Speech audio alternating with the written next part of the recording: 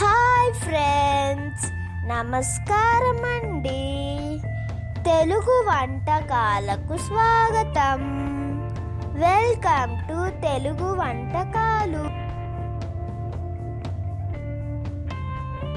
Hi friends, Telugu వంటకాలకు స్వాగతం. ఈరోజు నేను మరి ఒక పనసకాయతో వంటకం చూపెట్టబోతున్నాను. అది పనసకాయ వేపుడు. ఈ పనసకాయ రెసిపీ చేసుకోవాలంటే లేతగా ఉన్నటువంటి పనసకాయని తీసుకోవాలి. పనస పండుతో చేసుకుంటే బాగోదు, కానీ లేతగా ఉండే పనసకాయని ఉపయోగించి చేసుకుంటే కూర ఎంతో బాగుంటుంది. ఇది రైస్తో కానీ రోటీలతో కానీ సైడ్ డిష్గా చాలా బాగుంటుంది. నా ఈ రెసిపీ మీ అందరికీ నచ్చుతుందని ఆశిస్తున్నాను. మీకు నచ్చినట్లయితే తప్పక నా ఛానల్ని సబ్స్క్రైబ్ చేస్తా. మీ అమూల్యమైన సలహాలు సూచనలు పంపగలరు. పనసకాయ వేపుడు. దానికి కావలసిన పదార్థాల్లో ముందుగా పనసకాయని పెచ్చులు తీసుకొని ఇలా ఈ సైజులో ముక్కలుగా తరిగి పెట్టుకోవాలి.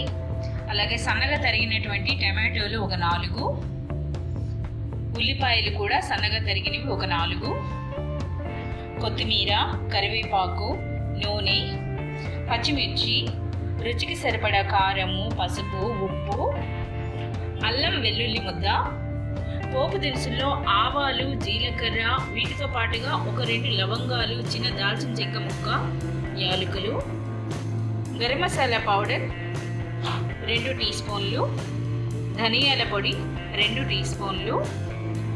ఇవి కావలసిన పదార్థాలు. వీటితో ఇప్పుడు ఎంతో రుచికరంగా ఉండేటటువంటి పనసకాయ వేపుడు చేయడం చూపించబోతున్నాను. ముందుగా తయారీ విధానంలో ఒక కడాయి పెట్టుకొని అందులో నూనె వేసుకోవాలి. ఈరోజు నేను కాసింత సన్ఫ్లవర్ ఆయిల్తో పాటుగా కాసింత ఆవ నూనె కూడా వేశాను. ఇది ఉండి వేసుకోవచ్చు, లేకపోతే లేదు. ఇప్పుడు ఇందులో ఈ పనసకాయ ముక్కలు వేయాలి. వేసి ఈ విధంగా ఈ ఆయిల్లో ఇలా ఒక 10 నిమిషాల పాటు ఇలా మగ్గించాలి ఆయిల్లో.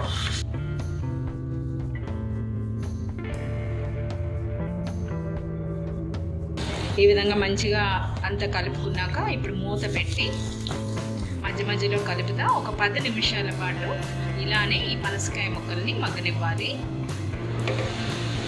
ఈ విధంగా ఒక 5 నిమిషాల పాటు వేయించుకుంటే పనసకాయ కాస్త రంగు మారి కాస్త మెత్తబడి ఉంటుంది. ఇప్పుడు కాస్త ఫ్లేమ్ తగ్గించుకొని మళ్ళీ మూత పెట్టి మరొక 5-6 నిమిషాల పాటు ఇలా మగ్గించుకుంటే పనసకాయ మంచిగా మగ్గుతుంది. ఈ విధంగా పనసకాయ మగ్గేలోగా మనం మసాలా సిద్ధం చేసుకోవడానికి మరోవైపు మరొక ప్యాన్ పెట్టుకోవాలి. ఈ విధంగా మరోవైపు ప్యాన్ పెట్టుకొని అందులో ఒక చెంచా నూనె వేసుకోవాలి. నూనె కాసింత వేడెక్కినాక ఇప్పుడు ఇందులో ఆవాలు, జీలకర్ర, ఒక 2 యాలకులు, చిన్న దాల్చిన చెక్క ముక్క మరియు లవంగాలు వేసుకొని వీటిని కాసేపు చిటపటలాడేటంత వరకు వేగనివ్వాలి. ఈ విధంగా ఆవాలు, జీలకర్ర కాసేపు చిటపటలాడుతున్నప్పుడు ఇప్పుడు ఇందులో పచ్చిమిర్చి చీలికలు, కాసింత కరివేపాకు వేసుకొని ఇలా వేయించినాక ఇప్పుడు ఇందులో సన్నగా తరిగినటువంటి ఉల్లిపాయ ముక్కలు వేసుకోవాలి. వేసుకొని ఈ ఉల్లిపాయ మెత్తగా అయ్యేటంత వరకు ఇలా వేయించాలి.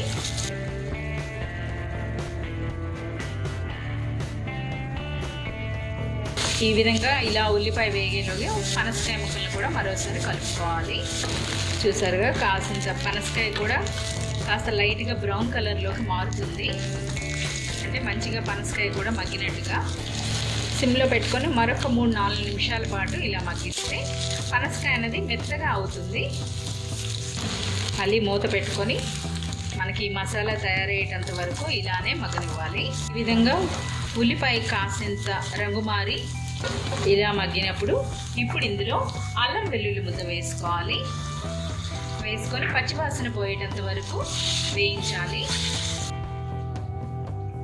ఈ విధంగా అల్లం వెల్లుల్లిలో పచ్చివాసన పోయేటంత వరకు ఇలా వేయించుకున్నాక ఇప్పుడు ఇందులో సన్నగా తరిగినటువంటి ఈ టమాటో ముక్కలు వేసుకోవాలి.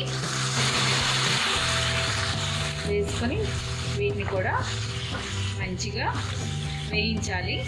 ఈ విధంగా ఉల్లిపాయ, టమాటో మగ్గుతున్నప్పుడే ఇందులో పసుపు, అలాగే రుచికి సరిపడా ఉప్పు, కారము, ధనియాల పొడి వేసుకొని అంత మంచిగా కలుపుకుంటే ఉప్పు వేసినందుకు టమాటో ఉల్లిపాయ కూడా తొందరగా మగ్గుతుంది. మంచిగా మగ్గి ఉల్లిపాయ టమాటో అంతా దగ్గరగా ఒక ముద్దలా అయ్యేటంత వరకు ఇలానే మగ్గించుకోవాలి. ఆ ఉల్లిపాయ టమాటో మగ్గేలోగా పనసకాయ ముక్కలు కూడా ఒకసారి కలుపుకోవాలి. పనసకాయ ముక్కలు అక్కడక్కడ బ్రౌన్ కలర్లోకి వచ్చినాయంటే పనసకాయ మంచిగా వేగినట్టుగా. ఇప్పుడు స్టవ్ బంద్ చేసుకోవాలి. పనస ముక్కలు మంచిగా వేగాయి. ఈ విధంగా టమాటో ఉల్లిపాయ మంచిగా మగ్గి ముద్దలా ఇవ్వడమే కాకుండా కాసింత పైకి నూనె తేలుతున్నప్పుడు మంచిగా కలుపుకొని ఇప్పుడు ఇందులో వేయించి ఉంచినటువంటి ఈ పనసకాయ ముక్కలను వేసి కలుపుకోవాలి.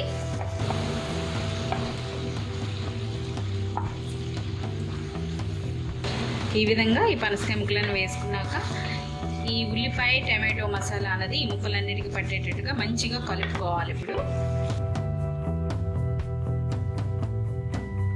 ఈ విధంగా కలుపుకున్నాక ఇప్పుడు మూత పెట్టి సన్నని మంట పైన ఒక 4-5 నిమిషాల పాటు మగ్గిస్తే ఈ ఉప్పు కారము మరియు ఈ మసాలాలంతా ఈ పనస ముక్కలకి మంచిగా పడతాయి.